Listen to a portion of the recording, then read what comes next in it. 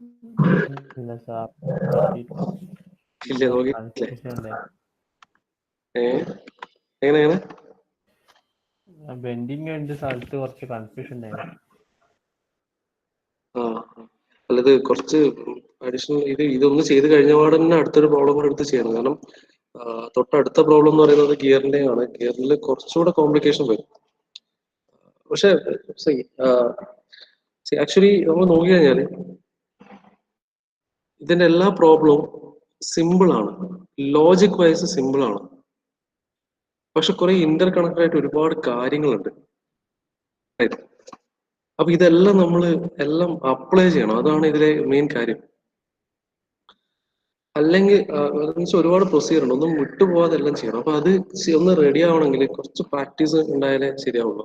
നമ്മളോരോ കോഴ്സ് എടുക്കുന്ന കേസ് ഇതൊക്കെ ഇതിപ്പോ പുള്ളിന്റെ ഏറ്റവും പുള്ളിയിൽ ചെറിയൊരു ലെവൽ ഓഫ് കോംപ്ലിക്കേഷൻ വന്നു. ഇനി ഇതിന്റെ തന്നെ സിമിലർ പ്രോബ്ലംസ് നിങ്ങൾ എടുക്കുക.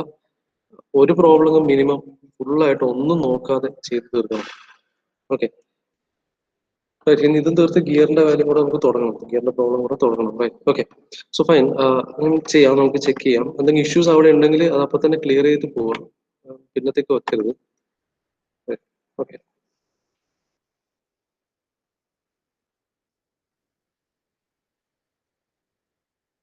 അപ്പൊ ഇന്നലെ നമ്മൾ ഇതുവരെയാണ് ചെയ്തത്. വെർട്ടിക്കൽ ബെൻഡിങ് മൊമെന്റും അതുപോലെ രണ്ട് വെർട്ടിക്കൽ ബെൻഡിങ് മൊമെന്റ് നമ്മൾ കംപ്ലീറ്റ് ആയിട്ട് സോൾവ് ചെയ്തു. സിമിലർലി ഹൊറിസോണ്ടൽ ബെൻഡിങ് മൊമെന്റും കൂടെ സോൾവ് ചെയ്യാമായിരുന്നു. ഇത് ചെയ്തോ? ഹൊറിസോണ്ടൽ ബെൻഡിങ് മൊമെന്റ് ഡയഗ്രാം വരച്ചോ, പ്ലോട്ട് ചെയ്തോ? എല്ലാവരും ആൻസർ ആണ്, ചെയ്തോ ഇല്ലയോ എന്നുള്ളത്. ഹൊറിസോണ്ടൽ ബെൻഡിങ് മൊമെന്റ് കിട്ടിയോ? Values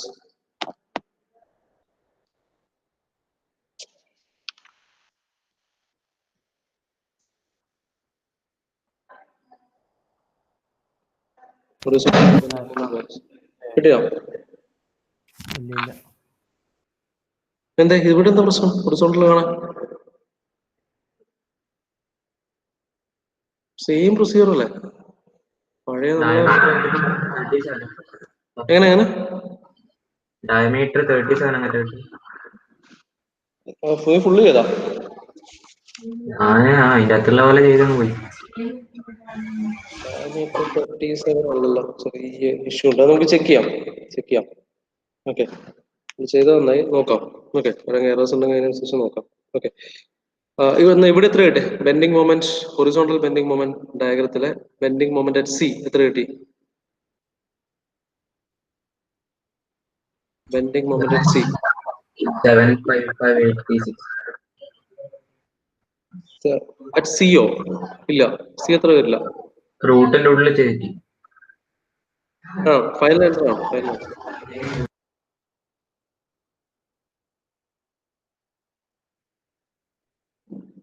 bending moment at C, അതുപോലെ bending moment at D.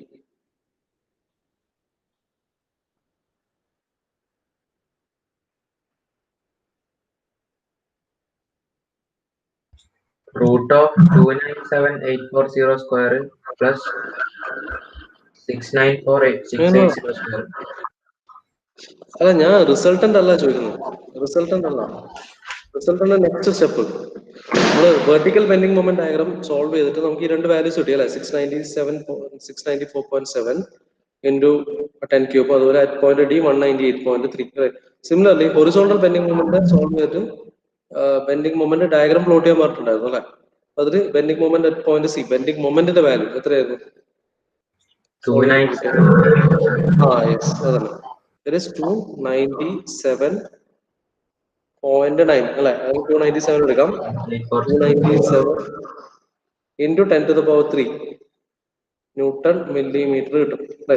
Similarly bending moment D solve ചെയ്ത് കഴിഞ്ഞാൽ കിട്ടുന്ന ആൻസർ 794.2 ഇൻറ്റു 10³ ന്യൂട്ടൺ മില്ലിമീറ്റർ എന്ന് കിട്ടും. റൈറ്റ്, ഇതുവരെ ഓക്കെ ആണോ എല്ലാവർക്കും? ഇതുവരെയുള്ള സ്റ്റെപ്പ് ക്ലിയർ ആണോ? വളരെ ഇമ്പോർട്ടന്റ് ആയിട്ടുള്ള പ്രോബ്ലം ആണ്. എന്റെ കൂടെ തന്നെ ചെയ്താലേ ഇത് നിൽക്കുള്ളൂ. ഒരു സിനിമ കാണുന്നവർ ഇത് കണ്ടിട്ട് കാര്യമില്ല. റൈറ്റ്, ഓക്കെ ആണോ? നിങ്ങൾ ഒരു ആൻസർ വേണേ. ഈ മുന്നോട്ടേക്ക് പോകുമ്പോൾ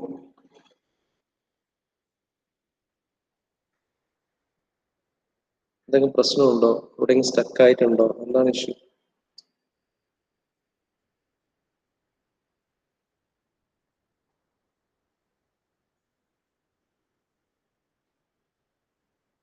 others.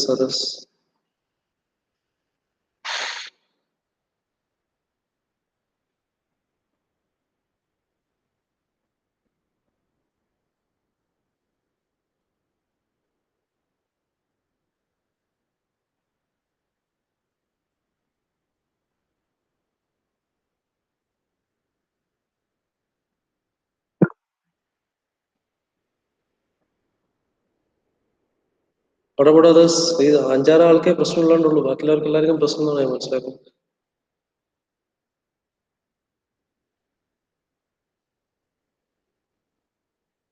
ഓക്കെ, ഇത് ചോദിക്കുന്നത് ക്ലിയർ ആക്കിയിട്ട് പോകാൻ വേണ്ടിയിട്ടാണ്. ഇതൊരു ഷുവർ ക്വസ്റ്റൻ ആണ്. ഈ ഏരിയ ഒരു ഷുവർ ഏരിയ ആണ്. ഈ മൊഡ്യൂളിൽ രണ്ട് ഇമ്പോർട്ടന്റ് ഏരിയാസ് മാത്രമേ ഉള്ളൂ. ഒന്ന് ഡിസൈൻ ഓഫ് ഷാഫ്റ്റും, രണ്ടാമത് ഡിസൈൻ ഓഫ് കപ്ലിംഗും ആണ്. ഡിസൈൻ ഓഫ് കപ്ലിംഗ് എന്ന് പറയുന്നത് ഇപ്പോഴേ ഞാൻ നക്കിൾ ജോയിന്റിന്റെ കേസിൽ പറയാന്ന് പറഞ്ഞ പോലെ തന്നെ ഡയറക്റ്റ് ആണ്. റൈറ്റ്, ഒരു കപ്ലിംഗിന്റെ കേസിൽ വരുമ്പോഴുള്ള ബേസിക് സാധനങ്ങൾ കണ്ടുപിടിക്കും. ഒന്ന് ഒരു ഒറ്റ വാല്യൂ കണ്ടെത്തുക, ബാക്കിയെല്ലാം കണക്റ്റഡ് ആയിട്ടുള്ള വാല്യൂസ് ആണ്. അതുപോലെ തന്നെ ബാക്കിയെല്ലാം കിട്ടും. പിന്നെ ചെക്കിംഗ് മാത്രമേ അതിൽ ചെയ്യാറുള്ളൂ. ഓക്കെ, അതൊന്ന്. അപ്പൊ അതിൽ നിന്നും മിക്കവാറും വരാറുണ്ട്. പക്ഷെ മോസ്റ്റ്ലി ചോദിക്കുന്നത് ഷാഫ്റ്റ് എന്നാണ്. കപ്ലിംഗ് ഇമ്പോർട്ടന്റ് ആണ്. കപ്ലിംഗ് ഈസി സ്കോറിംഗ് ആണ്.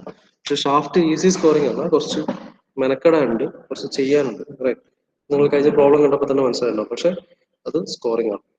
Right, fine. ഓക്കെ, അപ്പോൾ ക്ലിയർ ആയിട്ട് തന്നെ മുന്നോട്ടേക്ക് പോവാം. ഒരു ഡൗട്ട് വെച്ചിട്ട് നിൽക്കരുത്. Right, okay. നൗ ഇത്രയും കാര്യങ്ങൾ നമ്മളിവിടെ ചെയ്തിട്ടുള്ളത്. അപ്പോൾ നമ്മൾ ഹൊറിസോണ്ടൽ ബെൻഡിങ് മൊമെന്റ് കണ്ടുപിടിച്ചു. അതുപോലെ തന്നെ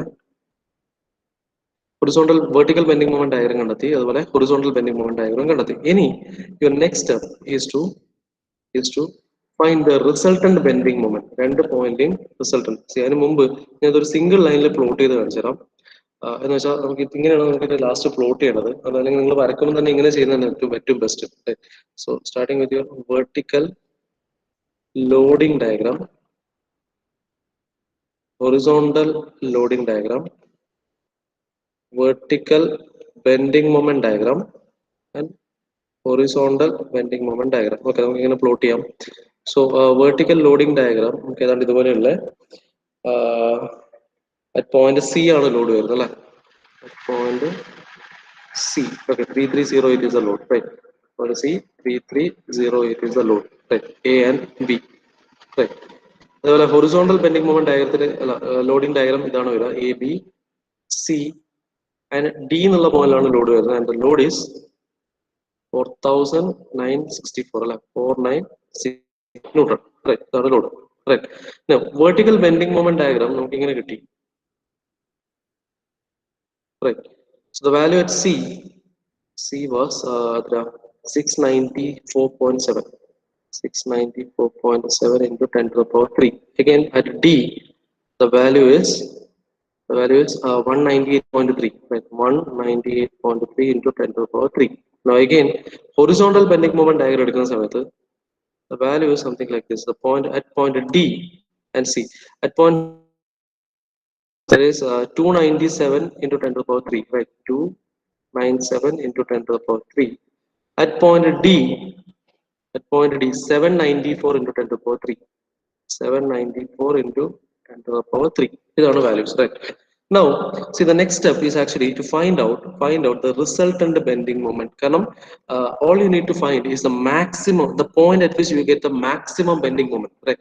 So you are experiencing 2 types of loads. One is a vertical load and a horizontal load. Okay, so the sum effect is affecting the shaft. Okay, the sum of this effect, or the sum of the stress produced by this vertical load and the horizontal load is affecting this entire shaft. Okay, so all you need to find is the point at which you are experiencing the maximum stress. Okay, see, there are actually 2 regions from this bending moment diagram. From vertical bending moment diagram, you have found that it can either be, see, from comparing these 2 bending moment diagrams, you can say that it can either be at C or either at D. കാരണം first കേസിൽ സിയിലാണ് maximum, second കേസിൽ ഡിയിലാണ് maximum. അപ്പോൾ your final bending moment can either be at C or either at D. Okay. Now to find where you will get the maximum bending moment, all you need to do is to draw a resultant bending moment diagram. Okay. Now if you plot a resultant bending moment diagram, so you have to find the value at C. Okay, C, this is 697 point something, right? So bending moment resultant at C is equal to square root of 694.7 into 10 to the power 3 the whole square plus ഏതാണ് അടുത്ത സിയിലെ point എത്ര 294, so 297 into 10 to the power 3 the whole square. Okay, solving you will get the value as 756 എന്ന് കിട്ടും ആണോ? 756 into 10 to the power 3 Newton per 75586. sorry Newton mm. 755 something, right? Now similarly at D എടുത്തു കഴിഞ്ഞാൽ the value is 819 into 10 to the power 3 Newton mm എന്ന് കിട്ടും ആണോ? So bending moment diagram is something like this. Okay, at point C your value is 756 into 10 to the power 3, and at point D the value is 819 into 10 to the power 3 Newton mm. Okay, so idana inde oru part idoda koodi you are getting the, so from this diagram, so from the resultant diagram you can say that the maximum bending moment is equal to 819 into 10 to the power 3 Newton mm is the resultant bending moment value, right? Now we have also found out the torque, right? Torque value we initially kandati, and the torque value is torque value 3576. yes, 357 into 6, right? 357.6 into 10 to the power 3 Newton millimeter ആണ് your torque, right? Now so we have got your bending moment and your torque, right? Now you can find the equivalent torque using this equation. T equivalent is equal to square root of m square plus t square. Okay, so square root of m value it is 819 into 10 to the power 3 the whole square plus 357.6 into 10 to the power 3 the whole square. On solving this you will get the equivalent torque value, and the value is almost 894 into 10 to the power 3 no into 10 to the power M equivalent included. so M equivalent equal to M plus root of n square right. Similarly അടുത്ത m equivalent കാണും, രണ്ടും കാണും. കാരണം നമുക്ക് ക്വസ്റ്റ്യനിൽ രണ്ട് കാര്യങ്ങൾ തന്നിട്ടുണ്ട്. എന്തൊക്കെയാ? ഒന്ന് പിന്നെ ക്വസ്റ്റ്യൻ നോക്കി കഴിഞ്ഞാല് ഇവിടെ you are assuming okay allowable working stress in tension എന്ന് തന്നിട്ടുണ്ട്, in shear എന്ന് തന്നിട്ടുണ്ട്. Okay, so you have to check in tension as well as in shear and take the best value. Okay, അതാണ് ഇവിടെ ചെയ്യാനുള്ളത്. Now so your T equivalent value is this one. Similarly your M equivalent value, see ഇവിടെ ഒരു confusion വരാൻ chance ഉണ്ട്. കാരണം ചില text ബുക്സിൽ 1/2 of m plus എന്ന രീതിയിൽ എടുത്തിട്ടുണ്ടാവും. അപ്പൊ എന്താണ് വ്യത്യാസം വരിക എന്ന് ഞാൻ പറയാം. Okay, so you can take m equivalent as m plus square root of m square plus t square. Okay, m value നമുക്കറിയാം, substitute ചെയ്യാ value and take this value, solve ചെയ്ത് കഴിഞ്ഞാൽ നമുക്ക് കിട്ടുന്ന value 1600 something എത്രയാണ് വരിക? 1600 1700 അങ്ങനെ ചെയ്തിനോ ആരെങ്കിലും? 1712 അതെ 1712 into 10 to the power 3 Newton millimeter എന്ന് കിട്ടും അല്ലെ? സോ ഇവിടെ ഇതേ ക്വസ്റ്റ്യൻ അതാ ഞാൻ നിങ്ങളോട് കഴിഞ്ഞ ദിവസം പറഞ്ഞത്, കുർമി റെഫർ ചെയ്യണമെന്ന് പറയുന്നു.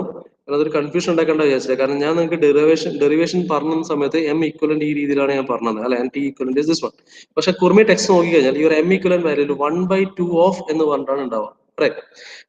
എന്താണ് അതിൽ വരുന്ന വ്യത്യാസം എന്ന് പറഞ്ഞാൽ അങ്ങനെ വേണമെങ്കിലും എടുക്കാം. അങ്ങനെ എടുക്കുന്ന സമയത്ത് നമ്മൾ എടുക്കുന്ന finally so as a next step I'll say, okay, as a next step നമ്മൾ എന്താ ചെയ്യാം, നമുക്ക് T equivalent കിട്ടി, M equivalent കിട്ടി, right?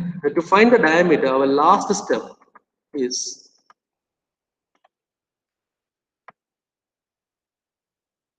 right. So to find the diameter നമ്മൾ എന്ത് ചെയ്യും, you have to equate this T equivalent value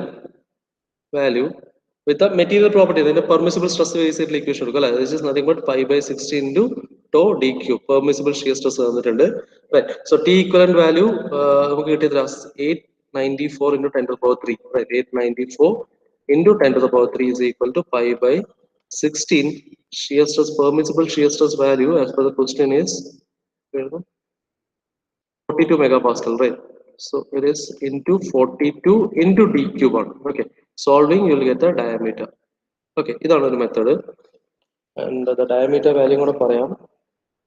This 47.6 അങ്ങനെ വരും ആണോ? മറ്റേത് എഴുതിട്ട് ഇത് ചെയ്യും. മറ്റേ ഓക്കെ ഓക്കെ. അപ്പൊ നിന്റെ മിസ്റ്റേക്ക് ഞാൻ പറയും. ഓക്കെ, 47.6 mm എന്ന് കിട്ടും.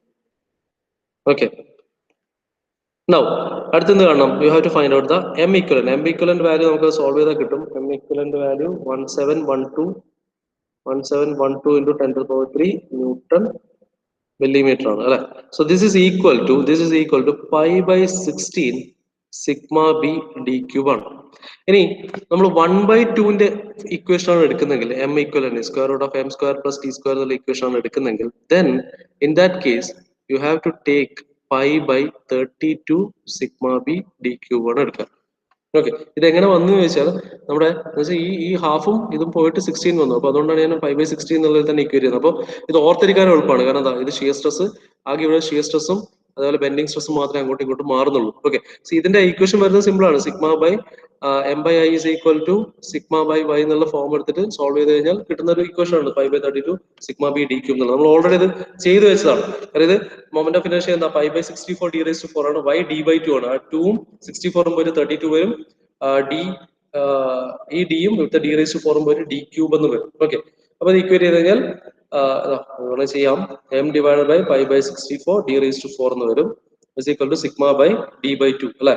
2 പോയി 32 ആവും. ഡി പോവും, ഇവിടെ ഡി ക്യൂബ് വരും. സോ എന്ത് കിട്ടും? Your M is equal to pi by 32 sigma D cube എന്ന് വരും. ഓക്കെ, സോ ഇത് ആണ് ആക്ച്വലി എം ഇക്വലന്റ് എടുക്കുന്നെങ്കിൽ 1/2 വരണം. ഞാൻ ഈ 1/2 ഒഴിവാക്കിയതുകൊണ്ട് ഞാൻ ഈ ഫോമുലാണ് എടുക്കുന്നത്. 5/16 എന്നുള്ള ഫോമുലാണ് ഇക്വേഷൻ എടുക്കുന്നത്. ഓക്കെ, സോ എങ്ങനെ വേണമെങ്കിലും എടുക്കാം. പക്ഷെ നമ്മൾ എന്താണോ നമ്മൾ സാധാരണ എടുത്തിട്ട് പോകുന്നത് അതേപോലെ എടുത്തിട്ട് പോകുന്നത് നല്ല. ഇല്ലെങ്കിൽ എക്സാം ഹോളിൽ ഇരിക്കുമ്പോഴായിരിക്കും ഇതൊക്കെ ഡൗട്ട് ആയിട്ട് വരിക. Okay, right.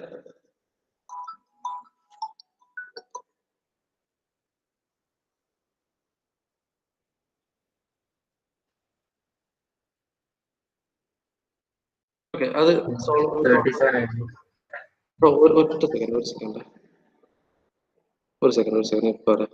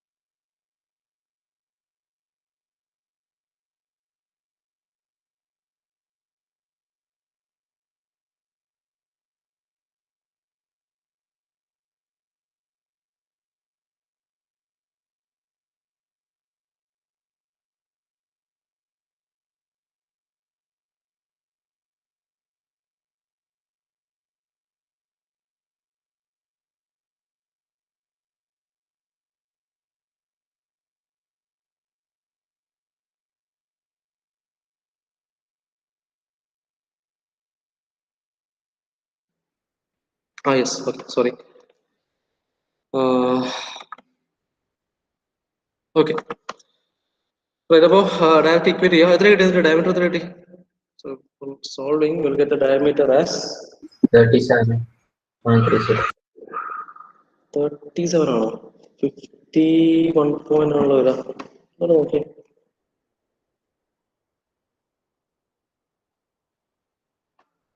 അവിടെ 51.7 ആണ് വരണ്ട.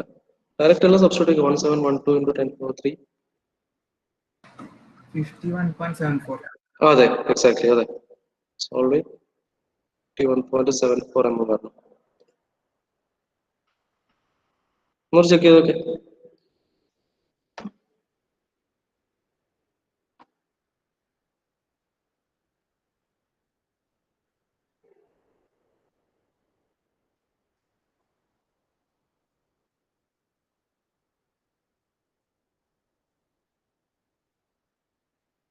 ആ 5/6 ആണ്, 5/16 ഓക്കെ അല്ലേ? അപ്പൊ കറക്റ്റ് ആണ്. So this is it. ഇത്രയും കാര്യങ്ങൾ ചെയ്യാനുണ്ട് to complete a problem on design of shaft. If 2 pulleys are given. Okay ആണോ? ക്ലിയർ ആണോ? ക്ലിയർ ആണോ? ഡൗട്ട്? ഇതിനകത്ത് ട്വിസ്റ്റിംഗ് കൊണ്ടും ബെൻഡിങ് കൊണ്ടും നമ്മൾ ഡയമീറ്റർ കണ്ടുപിടിച്ചിട്ട് ഏതാ വലുത് എടുക്കുക ചെയ്തേ ആ, വലിയ വാല്യൂ എടുക്കാം. കാരണം എന്ന് വെച്ചാല് പിന്നെ നമ്മൾ ചെറിയൊരു വാല്യൂ എടുത്തു കഴിഞ്ഞാൽ ബേസ്ഡ് ഓൺ എന്താണ് നമ്മുടെ പിന്നെ മറ്റേ തിയറി ബേസ് ചെയ്യുമ്പോൾ അത് ഫെയിൽ ആവും. ഫോർ എക്സാമ്പിൾ ഞാനിപ്പോ എടുക്കുന്നത് 47.6 ആണ് എടുക്കുന്നതെങ്കിൽ 47.6 എന്നുള്ള ഡയമീറ്റർ വാല്യൂ ആണ് എടുക്കുന്നതെങ്കിൽ അത് ബേസ് ചെയ്ത് ഞാനോട് ചെയ്തു കഴിഞ്ഞാൽ പക്ഷെ ചിലപ്പം induced stress can become higher than that അല്ലെ. പിന്നെ എന്താ പറയാ മാക്സിമം ബെൻഡിങ് സ്ട്രെസ് അല്ല, നമ്മൾ ഈക്വലന്റ് മൊമെന്റ് ബേസ് ചെയ്ത് ചെയ്യുമ്പോൾ you are getting a higher diameter അല്ലെ. So there is a possibility that it can fail by tension. Right, so take the highest value. Right. Clear alle problem?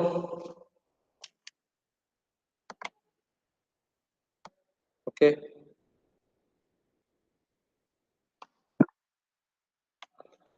Right. Okay.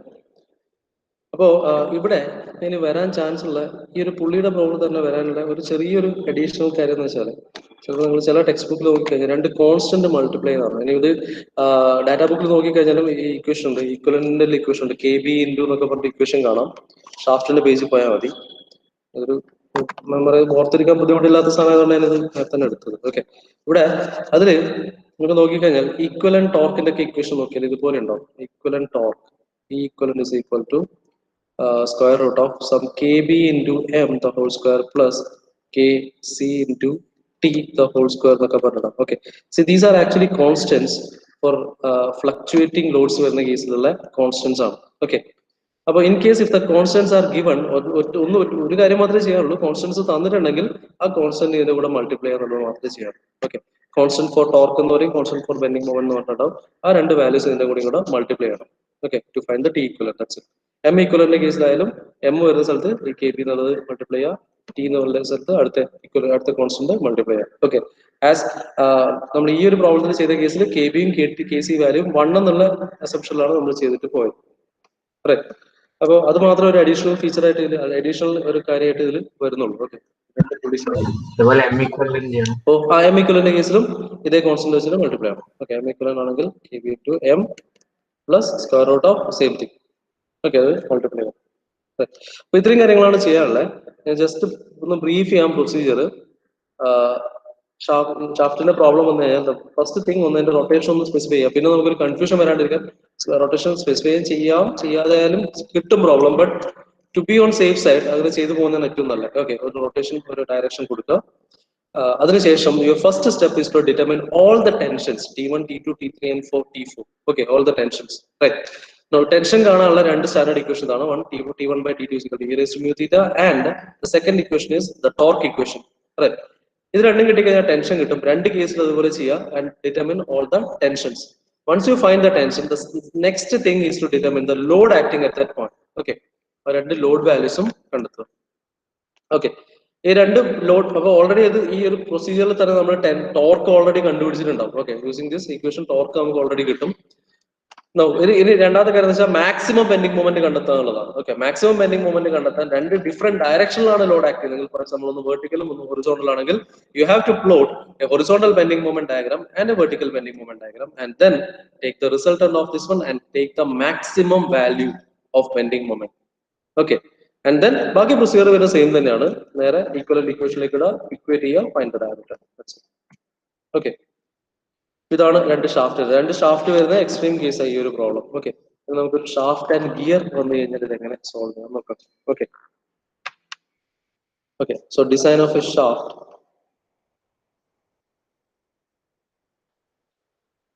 Design of shaft with a pulley and gear. Okay, with a pulley and gear. ഒന്നില് gear ആണ്, രണ്ടാമത്തെ ഒരു പുള്ളിയാണ്. Okay, ഇത് നമുക്കൊരു പ്രോബ്ലത്തിലൂടെ തന്നെ കാര്യങ്ങളെല്ലാം ചെയ്യാം. ഓക്കെ, എക്സ്പ്ലെയിൻ ചെയ്യാം, എന്നിട്ട് ആ ഒരു പ്രോബ്ലത്തിൽ തന്നെ അതിന്റെ പ്രൊസീജിയറും കൂടെ ഞാൻ പറയാം. ആ ഗിയർ വരുന്ന സ്ഥലത്ത് മാത്രമേ പ്രൊസീജിയറിൽ മാറ്റം വരൂ, പുള്ളി വരുന്ന സ്ഥലത്ത് നമ്മൾ ഇതുവരെ ചെയ്ത കാര്യങ്ങൾ തന്നെയാണ് വരിക. Okay, so please take down this problem. A shaft is supported on bearings A and B.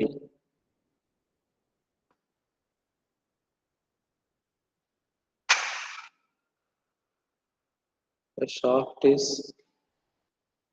supported on bearings A and B.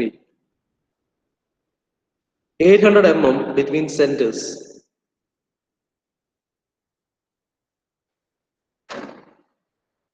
Between centers.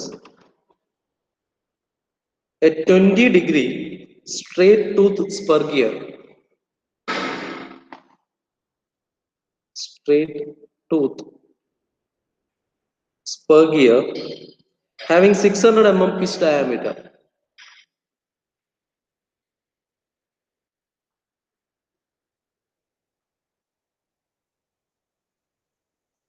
Pitch diameter is located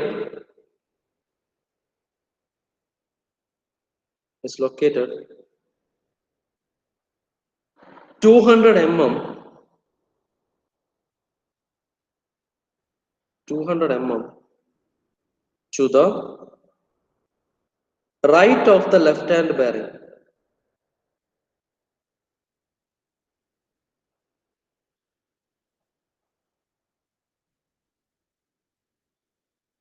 To the right of the left hand bearing. A, left hand bearing A. And a 700 mm diameter pulley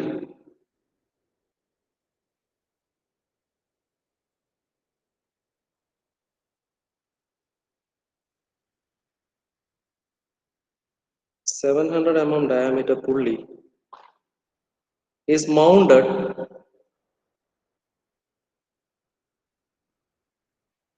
is mounted 250 mm 250 mm towards the left of bearing B. Towards the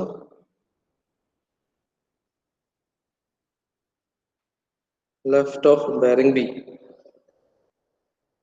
The gear is driven by a pinion. Gear is driven by a pinion with a downward tangential force.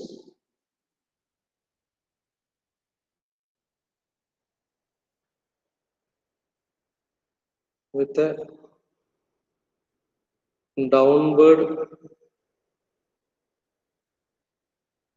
tangential force while the pulley drives.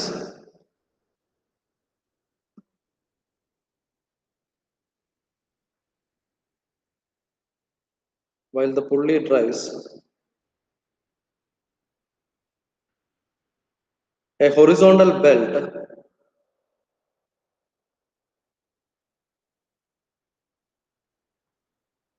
a horizontal belt having 180 degree angle of wrap.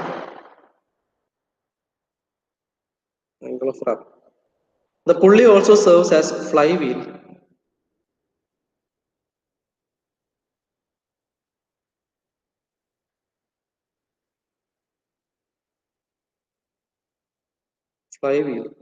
And weighs 2000 Newton.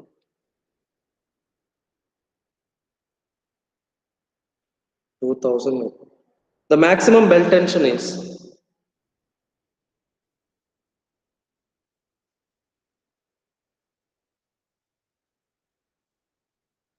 3000 Newton,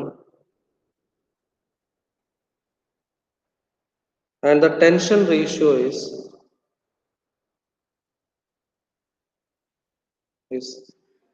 3:1.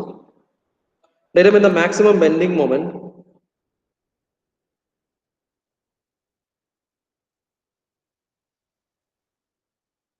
Bending moments and the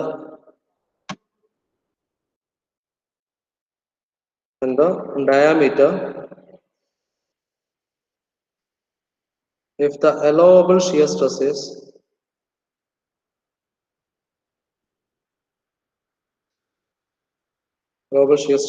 40 megapascal. If the allowable shear stress is 40 megapascal.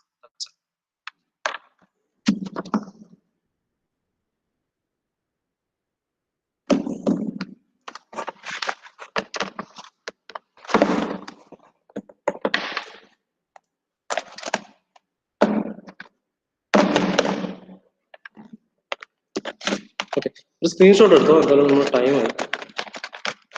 എന്നിട്ട് ഒരു കാര്യം ചെയ്യണം, എല്ലാവരും ഇതിന്റെ diagram ഒന്ന് plot ചെയ്യണം. Okay, കുറച്ചധികം ആൾക്കാർ വായിച്ച് ശ്രദ്ധിച്ചിട്ട് ചെയ്യാനുണ്ട്. അതിലൊരു ഐസോമെട്രിക് ടൈപ്പ് ഓഫ് ഒരു ഡയഗ്രം, അതുപോലെ ഫ്രണ്ട് വ്യൂ സൈഡ് വ്യൂന്റെ ഒരു ഡയഗ്രം കൂടെ, എങ്ങനെയൊക്കെയാണ് ഫോഴ്സ് വരിക, ഏതൊക്കെയാണ് ലോഡ് വരിക എന്നൊക്കെ ഒന്ന് ഐഡന്റിഫൈ ചെയ്ത് വെക്കുക. എന്നിട്ട് നമുക്ക് നാളെ ആ പ്രോബ്ലം സോൾവ് ചെയ്യാം. Okay, right.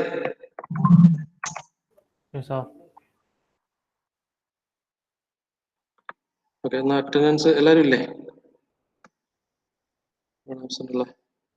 ഒരാൾ ആബ്സെന്റ് ആണല്ലോ.